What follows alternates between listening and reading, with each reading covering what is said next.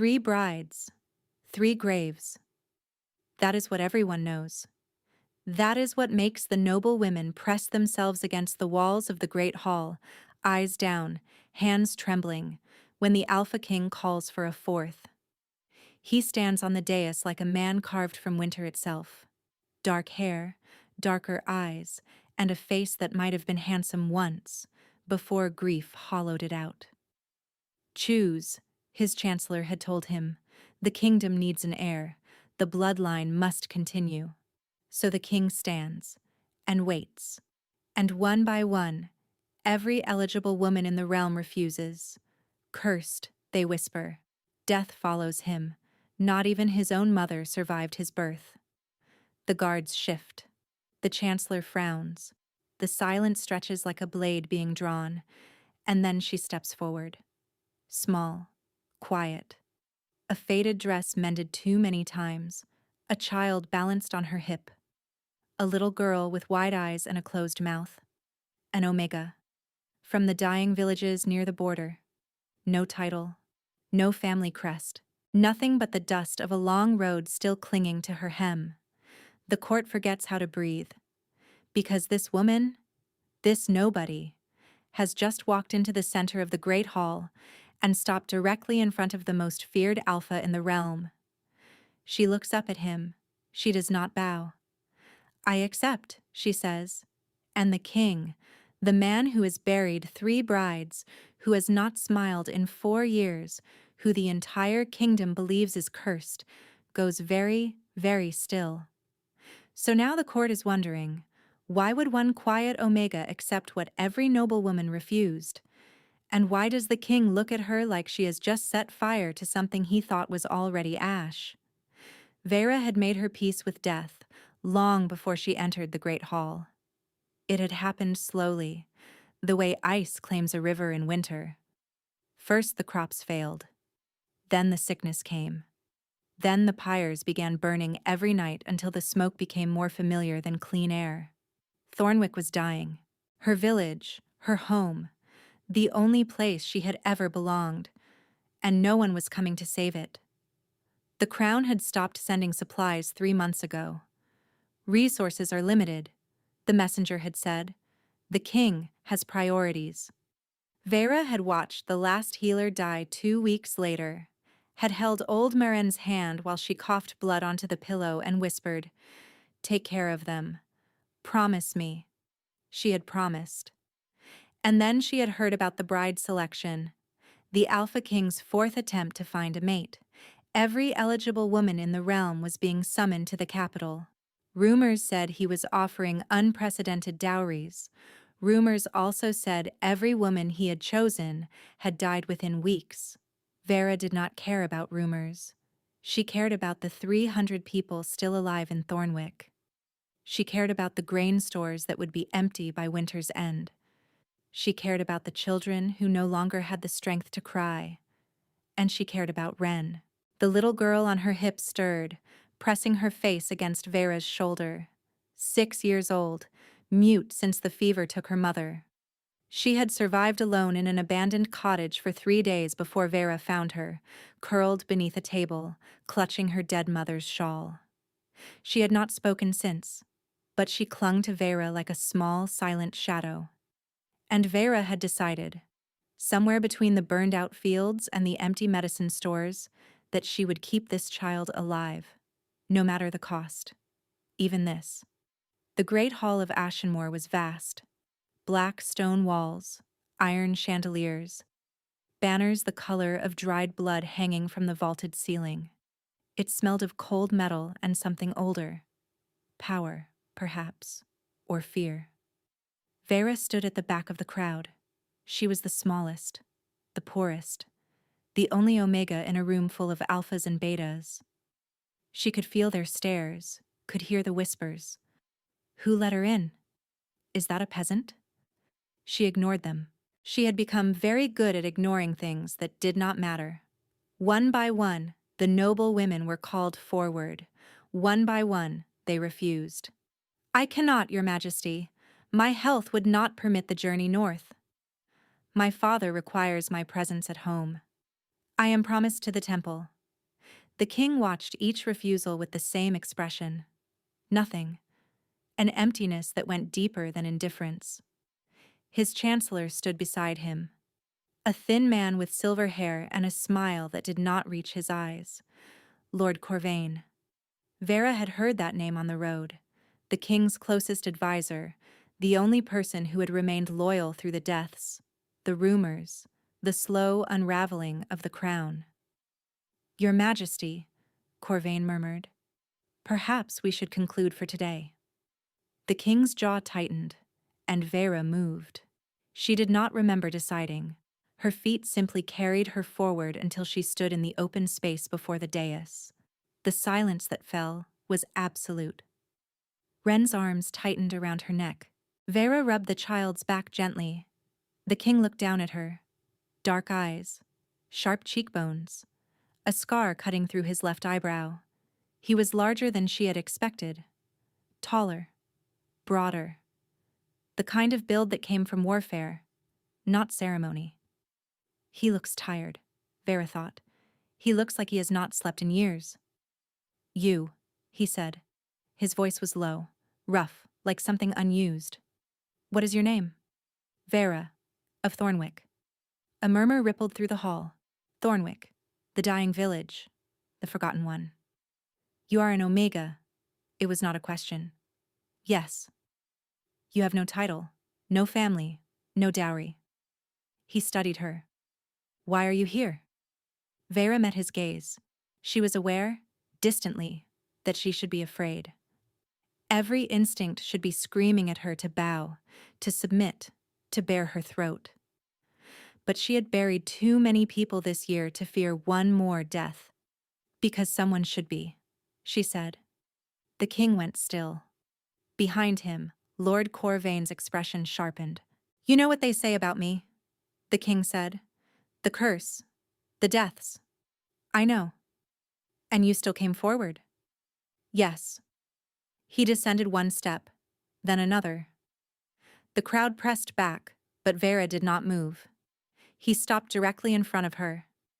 This close she could smell him, pine, smoke, something wild beneath the surface. Alpha. Every cell in her body recognized it. Why? He asked. Vera thought of Thornwick, of Marin's grave, of Ren's silent tears. Because I am already living with death, she said. Yours does not frighten me. Something cracked in his expression. Just for a moment. Then it was gone. You are either very brave, the king said, or very foolish. I have been called both. His eyes dropped to Ren, who was watching him with her wide, unblinking gaze. The child, he said. She is yours? She is mine now. He looked at Vera again. Longer this time. Searching. Then he extended his hand. Then may the gods have mercy on you, he said, because I cannot promise I will. Vera took his hand. Behind them, the court erupted in whispers, and in the shadows beside the throne, Lord Corvain watched with eyes like a snake scenting prey. The king had stopped believing in gods the night his second bride stopped breathing. She had been sweet, nervous, a minor noble's daughter with kind eyes and a trembling laugh. She had looked at him like he was a monster and tried valiantly to pretend otherwise. 3 weeks. That was all they had. He had woken one morning to find her cold beside him. No wound, no poison they could trace, just gone. The first bride had been arranged by his father, a political match, all strategy, no warmth. She had died 4 days after the engagement announcement. A fall down the stairs, they said. An accident. Calder had not believed it. The third bride had been his own desperate attempt to break the pattern, a warrior woman from the eastern clans. Strong, fearless. Surely death could not take her. She had lasted 2 weeks. After that, Calder stopped trying, stopped hoping, stopped letting himself feel anything at all, because feeling meant acknowledging that everyone who came close to him died. Cursed, the kingdom whispered. Monster, they thought but did not say. Perhaps they were right. And now this woman, this small, quiet Omega with her mended dress and her silent child, had walked willingly into his hall and taken his hand. Calder did not understand it. He stood at the window of his chambers now, watching the courtyard below. Servants were escorting her to the west wing, the guest quarters. He had refused to place her in the Queen's chambers. Not yet.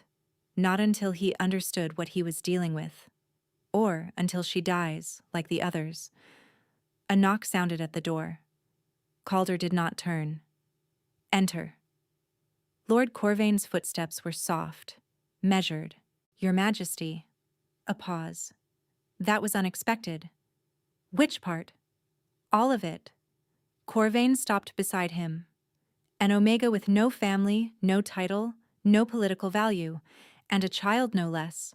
The Council will have concerns. The Council can choke on their concerns. They will say she is unsuitable. They said the same about the last 3. Calder's voice was flat.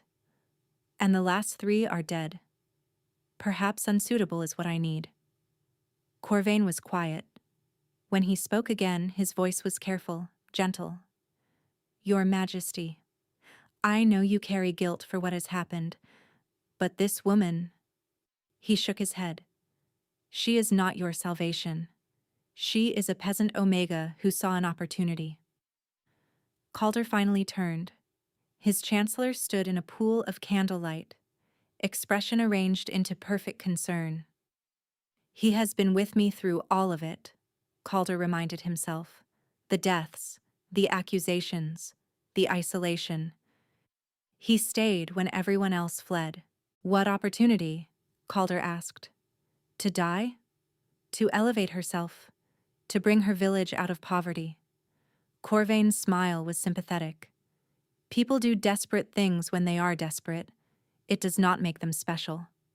Calder said nothing, but something sat wrong in his chest. She did not smell like desperation. He had been close enough to scent her properly.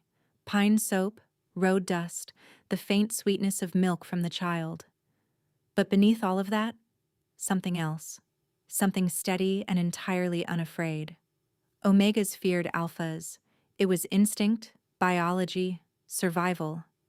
But she had looked at him like he was just a man. A tired, scarred man standing in a too large hall. No one has looked at me like that in years. Send her away, Corvain said softly, before it is too late. Calder looked at his chancellor, at the concern in his eyes. No, he heard himself say.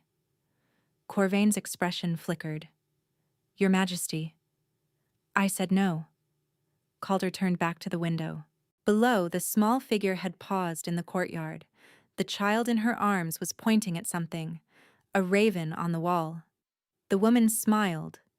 It was a small thing, barely a curve of the lips, but it transformed her face entirely.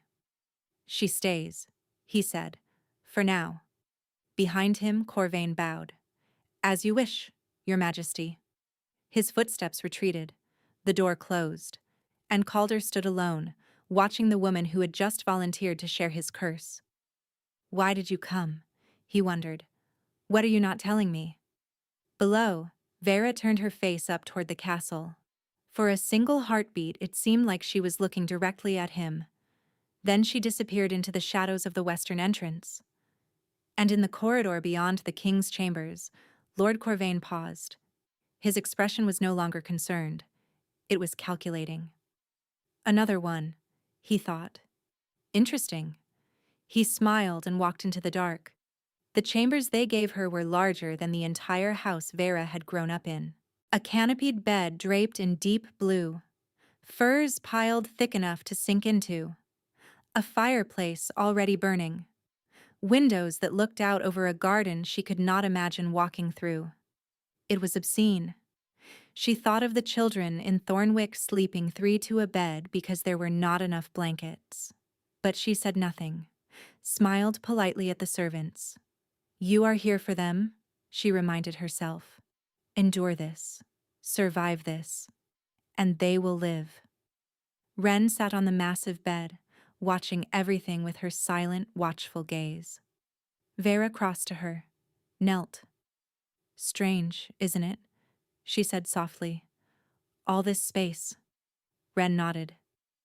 "We will get used to it. And if we do not, we will pretend."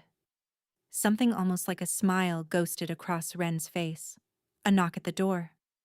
A woman entered, older, gray-haired, with the careful posture of someone who had spent decades navigating palace politics.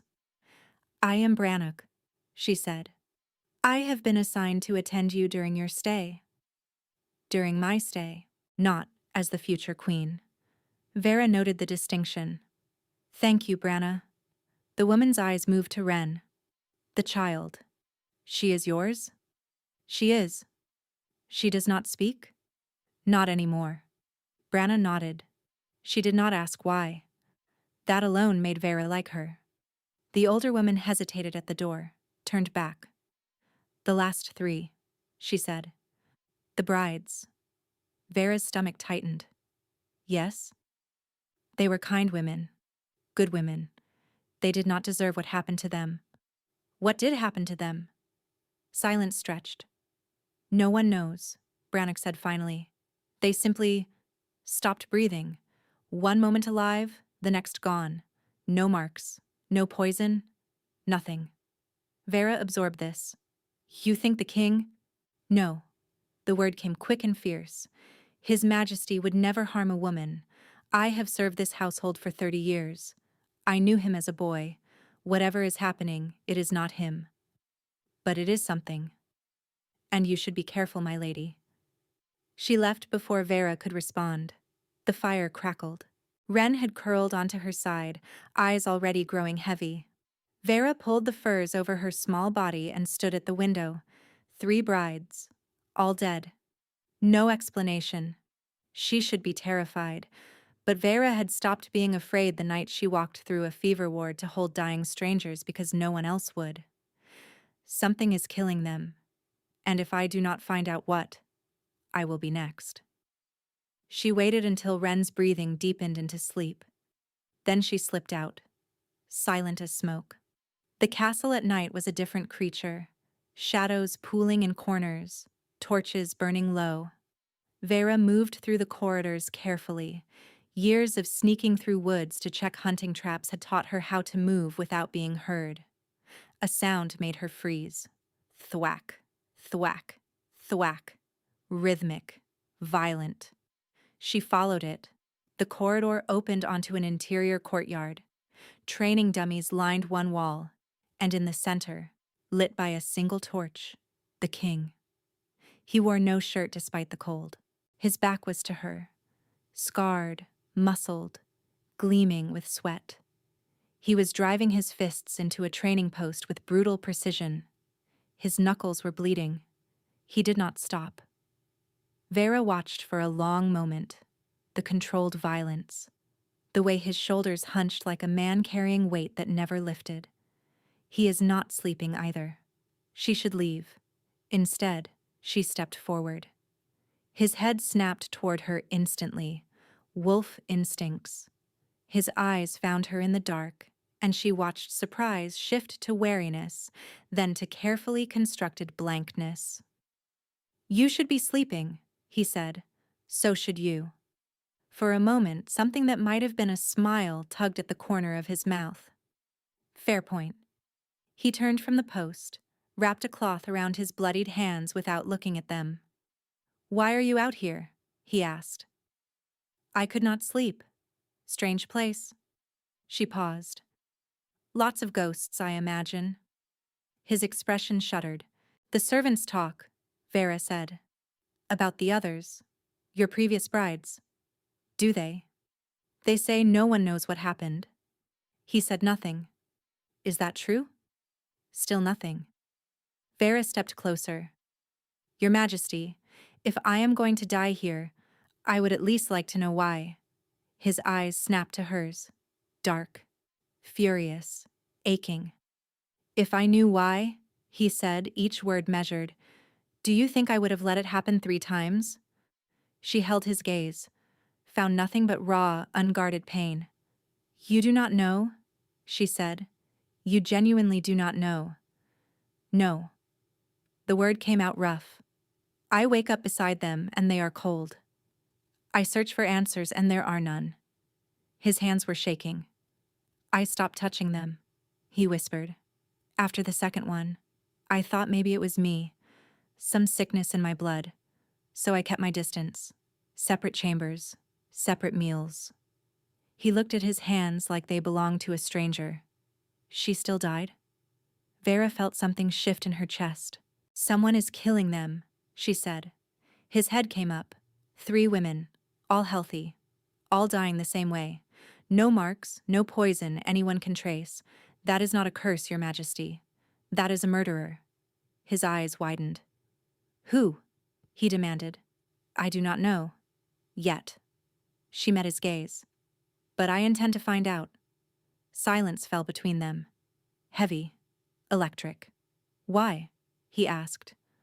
Why would you risk yourself for this? Because you looked at Ren today, she said, and you did not see a burden. You saw a child.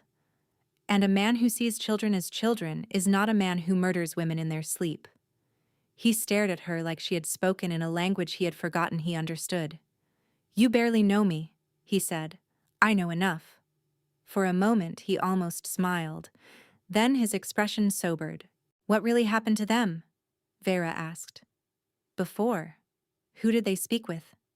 The servants, the chancellor, the usual court officials. Lord Corvain? Of course. He manages the household affairs. He met with all of them regarding protocols and... He stopped. All 3 of them? She asked carefully. He met privately with all 3? The king went very still. Yes, he said. He did. Their eyes met, and for the first time since she had arrived, Vera saw something in the Alpha King's gaze that was not grief. It was suspicion. The days that followed were unlike anything Calder had experienced in years. It began with small things. Vera appearing at breakfast, asking where the kitchens were because she preferred to make the child's porridge herself. The way she walked through the castle like she belonged there, not with arrogance, but with quiet certainty. The council meetings continued. The petitions piled up. The kingdom's endless demands pressed against him. But now there was something else. Now there was a woman who looked at him without fear. A child who watched him with curious eyes. A presence that felt less like a countdown to death and more like something he could not name. He found himself seeking them out. It was subtle at first. Walking through the west wing when he had no reason to. Pausing in the garden when he saw Ren chasing birds. Arriving at meals earlier than necessary. On the 5th morning, he found them in the library. Ren was curled in a massive armchair, a picture book open across her lap. Vera sat on the floor beside her, pointing at illustrations.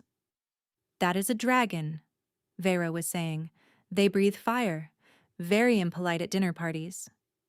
Ren's mouth twitched. And that is a knight. They wear too much metal and fall over a lot. Ren's shoulders shook. Silent laughter. Calder stood in the doorway, transfixed. When was the last time anyone laughed in this castle? Vera looked up, saw him. Her expression did not change. Your Majesty. Vera. He moved into the room. Ren watched his approach with those wide, solemn eyes. He crouched beside the chair. What are you reading? He asked. Ren tilted the book toward him. A faded illustration of a wolf filled the page, silver-furred, proud, and standing on a moonlit cliff. Ah, he said, the old legends. My nursemaids used to read these. They said my mother loved them before she died. The words left his mouth before he could stop them. He never spoke of his mother. Vera was watching him. What was she like? She asked. Your mother. She died giving birth to me. I never knew her. He paused. But they say she was kind. Silence fell, but it was not uncomfortable. Vera did not offer platitudes. She simply let the words exist. Ren reached out. Calder froze. Her small hand touched his. the one still wrapped in cloth from his late-night training. She traced her fingers over the bandage. Then she pressed her palm flat against his. His throat burned. "She is not afraid of me. She does not do that," Vera said softly. "She has not touched anyone willingly since—" She did not finish. Calder looked at the small hand pressed against his. "Hope." The word surfaced unbidden. "Would you like to see the wolves?" he heard himself ask. Wren's eyes went wide. "The king's wolves.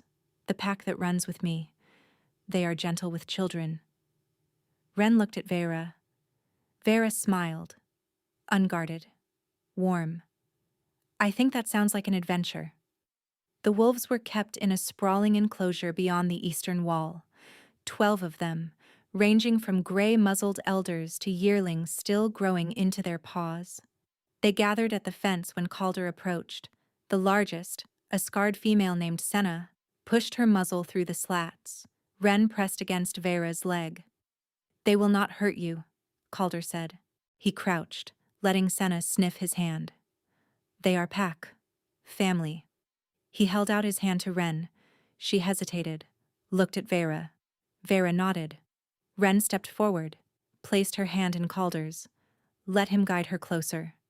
Senna's great head turned. Yellow eyes studied the child. Then, very gently, she pressed her nose against the slats, right where Wren's fingers rested. Wren's breath caught. Senna made a sound, low, rumbling, not a growl.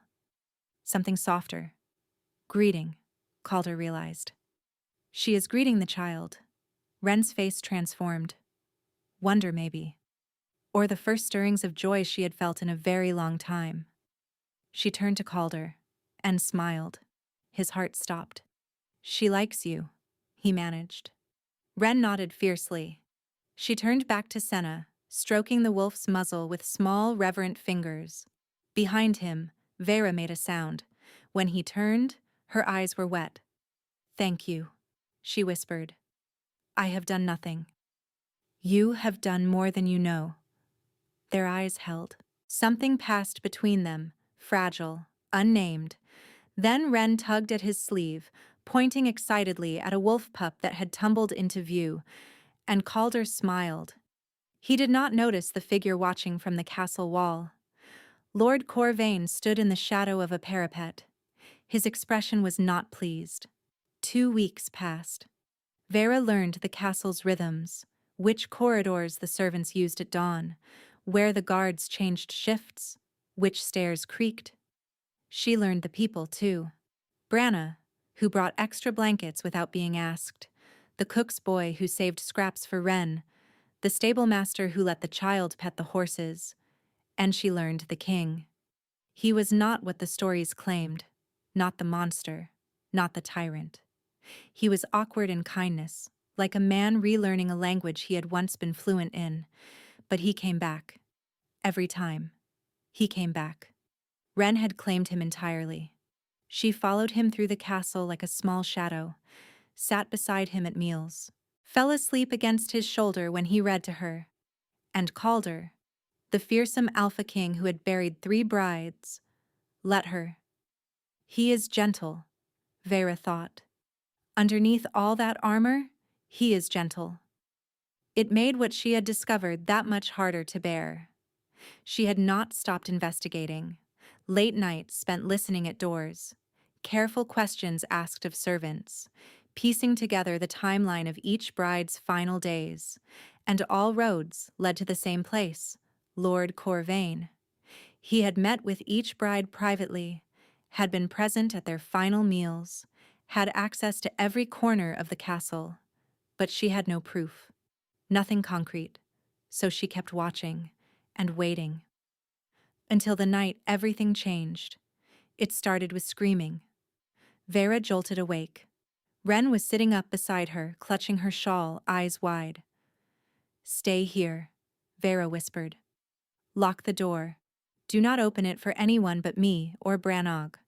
She was already running. The screams were coming from the king's chambers, deep, guttural, agonized. Guards clustered in the corridor, weapons drawn and faces pale. "What is happening?" Vera demanded. "The king! We cannot—" Another scream ripped through the air. Glass shattered. Vera pushed through them, threw open the door. The king's chambers were destroyed, furniture overturned, deep gouges carved into the stone floor by claws no human should possess, and in the center stood Calder, half-shifted, caught between forms. His body twisted, bones cracking and reforming, fur rippling across skin that could not decide what shape to hold. His eyes were wild, unseeing, agonized, trapped. He roared, "Your Majesty!" A guard stepped forward, sword raised. "Stop!" Vera threw herself between them. "You will only make it worse. He is losing control. He is not—" She stopped, looked at Calder, at the way his body fought itself. This was not natural. Poison, she realized. "Get the healer," she ordered. "Now!" The guard ran. Vera turned back to Calder. He was pacing, jerky, violent movements. His eyes found her, but there was no recognition, only pain. He is trapped inside himself. She thought of Wren, of the way the child had reached out to Calder, had seen through to the gentleness beneath. Connection, Vera thought. That is what brings people back. She stepped forward. "Vera, no!" Branai's voice came from the doorway. Vera ignored her. "Calder," she said softly. The wolfman snarled, claws raked the air inches from her face. She did not flinch. "Calder, I am here." Another step. His breathing was ragged.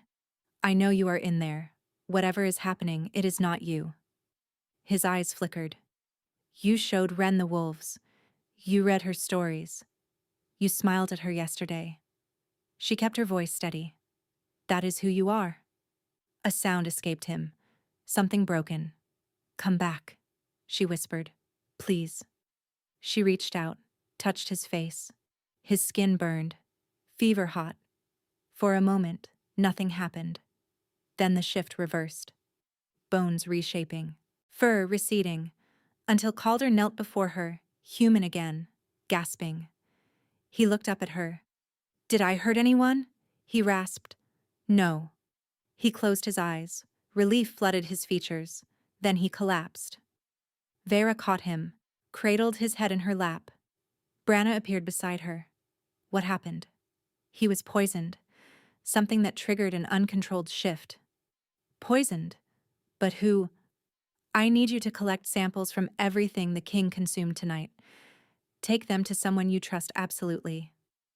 Brannig's face went still.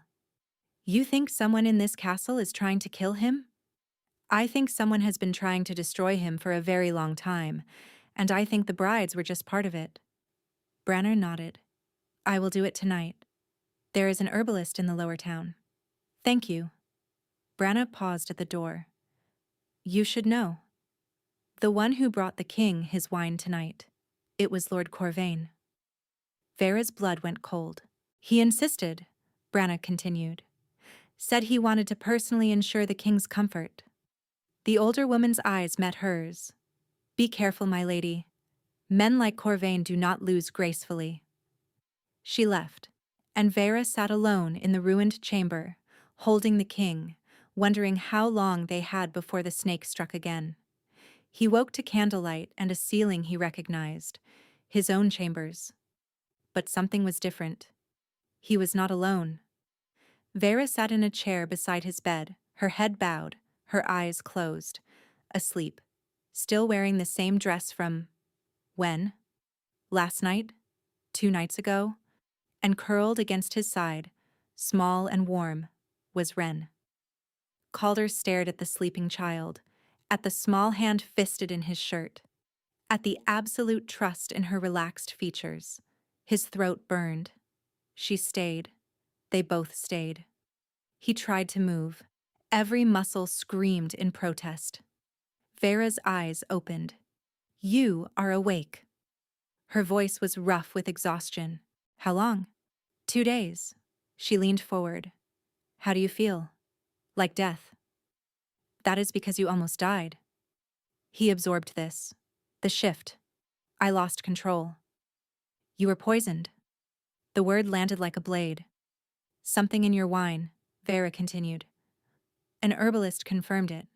A compound that destabilizes the bond between wolf and man. Banned for decades. Calder's mind moved slowly. Someone tried to kill me. No. Someone tried to make you kill someone else. If I had not been there. She stopped. Calder understood. If she had not talked him down. If the guards had attacked. If Wren had wandered in. He would have torn them apart. Who? He demanded. Who did this? Vera hesitated. Tell me. Branna saw Lord Corvain bring you the wine personally that night. Silence. Then Calder laughed. A terrible sound. Bitter. Broken. Corvain. Of course. You do not seem surprised. I am not surprised. I am a fool. He closed his eyes. He has been with me since I was a boy. After my mother died, my father could not stand to look at me. I reminded him too much of her. So he handed me to servants. To tutors. He opened his eyes. Stared at the ceiling. Corvain was my tutor. He taught me letters. Numbers. He was the only one who ever. His voice cracked. He told me I was special. Destined for greatness. Vera said nothing. Just listened. When my father died, Corvain became my chancellor. My advisor. I trusted him absolutely. And the brides? He chose them. All three. Calder's voice broke. He said he was helping me. Finding someone suitable. He turned his head. Met Vera's eyes. I did not choose them. They were strangers he brought to me, and I married them because he said it was necessary. Understanding dawned in Vera's expression. You never loved them. I did not know them long enough. I barely spoke to them. Corvain handled everything. The arrangements, even their daily schedules. He said it was best if I kept my distance. So I would not grow attached before they died. So I would not notice the pattern. He killed them. Calder's voice was barely a whisper. He let me believe I was cursed. Broken. Unlovable. And I believed him because... He could not finish. Vera reached out. Took his hand. Because he was all you had, she said softly. And we will do anything for the people we believe love us. Calder looked at their joined hands. Why would he do this? He asked. I gave him everything. Control. Vera's voice was quiet. As long as you are alone, you depend on him. As long as you believe yourself cursed, you cannot build a life beyond what he allows. She leaned closer. But you are not alone anymore, and I think that terrifies him. He stared at her. This woman who had walked into his hall with nothing but a child and the steadiest eyes he had ever seen. Why do you care? He asked. You came here for your village, for survival. You did not come here for me. No, she agreed.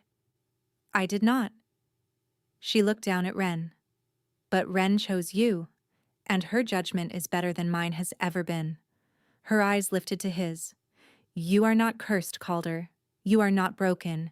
You have been deliberately isolated and systematically destroyed by a man who wanted you weak. And I will not let him finish the job.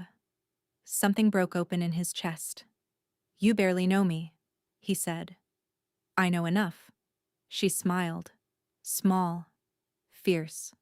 Real. And Calder realized with a terror and wonder that stole his breath that he was falling in love with her. Wren stirred against his side. Her eyes opened, sleepy, confused. Then she saw he was awake. She threw her arms around his neck. Calder froze. Then his arms came up around her small body. He held her carefully, like she might break. Over her shoulder, he saw Vera watching them, the tears on her face, the hope in her eyes. This is what family feels like, he thought. This is what I almost lost. He buried his face in Wren's hair and held on. In the corridor outside, a servant hurried past. She did not notice the figure standing in the shadows. Lord Corvain watched the closed door. His expression was calm, patient. She has complicated things, he thought, but not irreparably. He turned toward the west wing, toward the chambers where a certain Omega had left her child sleeping. A child who meant everything to her. A child who could be used. His footsteps faded into silence, and in the king's chambers, no one heard him go. Wren liked the castle now. She had not liked it at first. Too big, too cold, too many shadows that looked like the ones in the cottage where Mama had stopped breathing. But now there were wolves, and books with pictures, and Branna, who smelled like bread, and the king, who had sad eyes but smiled when she held his hand, and Vera, always Vera. Vera was sleeping now, really sleeping. She had been awake for 2 days watching over the king, and now she was curled in the chair by the fire.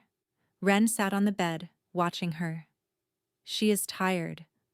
I should let her rest. But Wren was hungry, and she knew where the kitchens were now. She slipped off the bed, crept to the door, squeezed through. The corridor was dim. Torches burned low. Wren padded forward on bare feet. Left at the tapestry, right at the statue, down the stairs. She was almost to the kitchens when she heard the voice. "Hello, little one." Wren froze. Lord Corvain stood at the bottom of the stairs. He was smiling.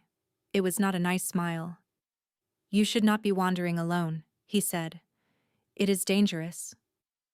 Wren stepped back. "I have something for you." He held out his hand. In his palm sat a small wooden wolf. A gift. For being so brave. Wren looked at the wolf. It was pretty, but something felt wrong. The way he stood between her and the stairs. The way his eyes did not match his smile. Bad. Something whispered inside her. Bad man. She shook her head. Corvain's smile flickered. "Come now. Do you not want it?" She shook her head again. His expression changed. What replaced it made Wren's stomach turn to ice. "Difficult child," he said softly. He moved fast. His hand closed around her arm, and she tried to scream, but nothing came out. "Speak," she told herself. "Speak, speak, and speak." Nothing. Just silence. Corvain pulled her close. "You are going to help me," he said pleasantly. "You are going to be very useful indeed." He lifted her. Wren kicked, struggled, but he was too strong. He carried her through a door that led outside, into cold darkness. Wren twisted, looking back toward the castle. Vera, she thought desperately, please. But Vera was sleeping, and no one knew she was gone. Vera woke with a start. Something was wrong. "Wren?" She turned. The bed was empty. "Wren." She searched the chambers. Nothing. She ran. The kitchens were empty. Branna's quarters were dark. The library was silent. She found Branna in the servants' hall. "Wren is missing." The color drained from Branna's face. "How long?"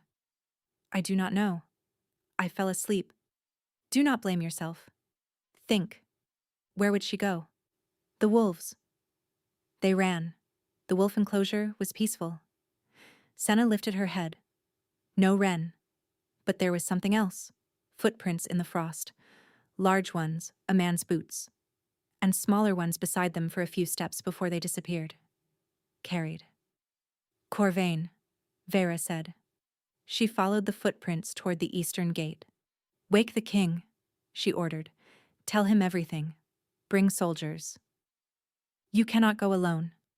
Wren cannot scream. She cannot call for help. If I wait, she dies." Branna hesitated, then nodded. "I will bring the king. He will find you." "He will." Vera did not know how she knew this. "He will always find us." She ran through the gate, into the forest. "Hold on, little bird. I am coming." The forest was a maze of shadows. Vera followed the trail. The path twisted, doubled back. Deliberate misdirection. She found the clearing when dawn was breaking. A hunting lodge stood at the far edge, abandoned, half collapsed, and in front of it stood Lord Corvain. Wren was in his arms, a blade pressed against her throat. Vera stopped at the edge of the clearing. "Ah," Corvain smiled. "The devoted mother. How touching. Let her go." "I think not. She is my guarantee of safe passage." "You are lying." "Perhaps."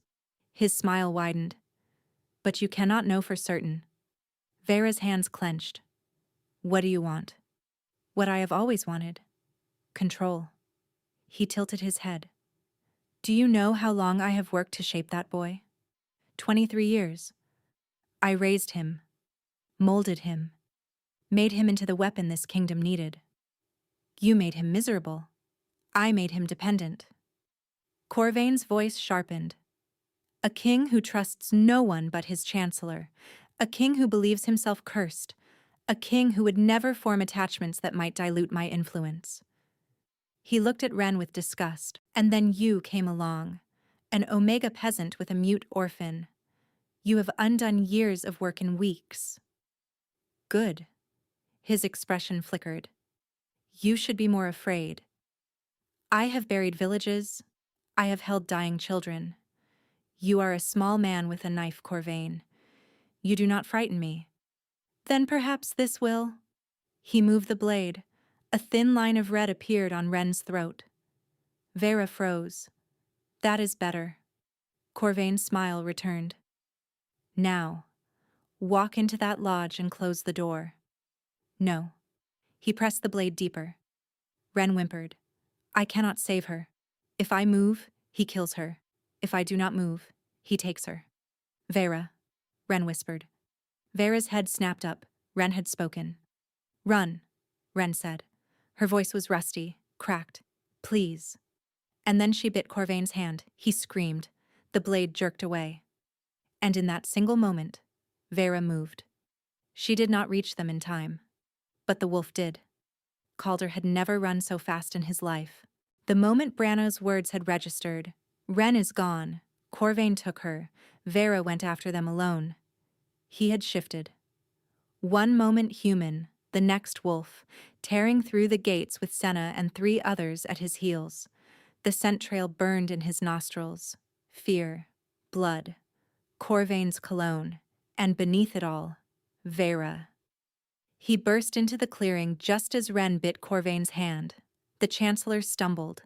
The blade flashed, and Calder launched himself between them. The knife meant for Wren buried itself in his shoulder instead. Pain exploded through him. He crashed into Corvain, knocking the man flat.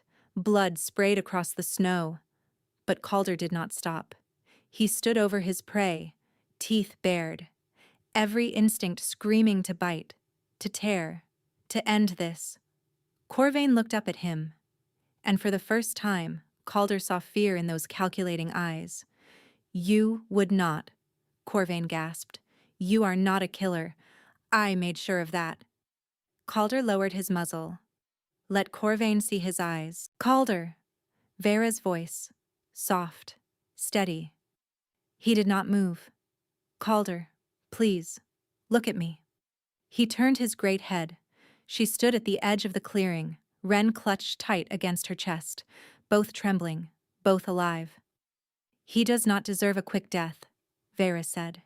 "He deserves to stand trial, to have his crimes exposed, to watch everything he built crumble while he rots in a cell." Calder's hackles lowered. "Kill him now, and he becomes a martyr. Let him live in shame instead." Calder looked at her, at the woman who had walked into his broken life and refused to let him stay broken. Then he looked at Wren. "Run," she had said. "Please." She had not asked him to kill. Calder stepped back from Corvain. The other wolves circled the Chancellor, blocking any escape. Corvain looked at Calder with pure hatred. "This is not over. You are still the cursed king. Everything changes," Vera interrupted, "because you no longer control the story." She looked at Calder. "Bring him back alive. Let the kingdom decide his fate." Calder shifted. The transformation was smooth, controlled. He stood in the snow, wounded and bare, looking at the man who had stolen his entire life. "Guards will be here soon," he said. "You will wait for them. If you try to run, the wolves will stop you." Corvain's face twisted. "I raised you. You gave me nothing but chains." Calder turned away. "And I am done wearing them." The guards arrived within minutes. They took Corvain away in irons. Calder did not watch him go. He was kneeling in the snow, arms wrapped around Vera and Ren, holding them so tight he was not sure where he ended and they began. "You came," Vera whispered. "I will always come. Always." Ren pressed her face into his shoulder. "She spoke," Vera said. "Did you hear? She said my name." Calder pulled back to look at Ren's face, tear-streaked, exhausted, alive. "You were very brave," he said softly. Ren's lip trembled. Then, in a voice like rustling leaves, "I was scared." Being scared is not the opposite of brave. Being scared and doing it anyway, that is the bravest thing there is. Her small arms wrapped around his neck, and Calder held her, there in the blood-stained snow, and felt something settle into place. Family, he thought. This is what I am never letting go. 3 months later, spring came slowly to Ashenmoor. First the ice melted, then green shoots pushed through the black earth. Then Vera woke to bird song instead of wind.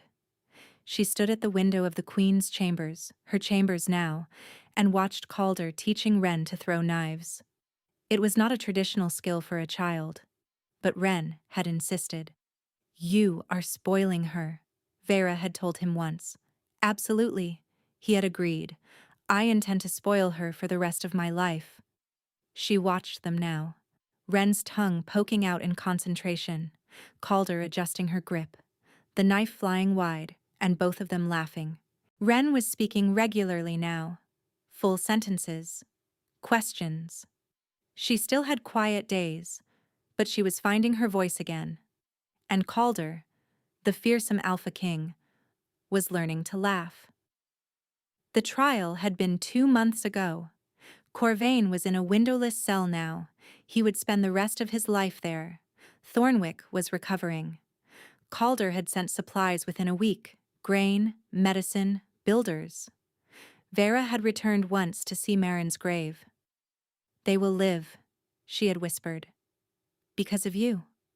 A knock at the door. Calder entered, dressed simply. No crown, no armor, just a man with a smile that transformed his face. "She hit the target," he announced. "You are joking." "Dead center. First time." He was beaming. "She is going to be terrifying when she grows up." "She is your daughter." "Of course she is terrifying." "Your daughter." The formal adoption had taken place a month ago. "The council wants to discuss the succession again," Calder murmured. "The council can wait. They say an official marriage ceremony would—" "Calder." He stopped. "Are you asking me to marry you or telling me what the council wants?" Something vulnerable flickered across his face. "I am asking. Not as a king. As a man who cannot imagine his life without you." Vera studied him. The scars. The hope. The fear he could not quite hide. "I did not come here for love," she said. "I came for grain stores and medicine." "I know. And somewhere between saving my village and saving you, I found something I was not looking for." His hands tightened on her waist. "Yes," she said. "Yes? Yes. I will marry you. Because I love you, Calder." For a moment he said nothing. His eyes searched her face. Then he kissed her. When they broke apart, both breathing hard, Vera laughed. "The council will be pleased." "I do not care about the council. I know. That is why I love you." He pressed his forehead to hers. "Thank you." "For what?" "For stepping forward. When no one else would." She thought about that day in the great hall. The silence. The fear. You were worth stepping forward for, she said simply. Below, in the courtyard, Wren threw another knife. It hit the target perfectly. She spun around looking for her parents, found them watching from the window. She waved. They waved back. And somewhere in the dungeons, a man who had tried to destroy them all sat alone in the dark, listening to the distant sound of a kingdom healing. It would never stop.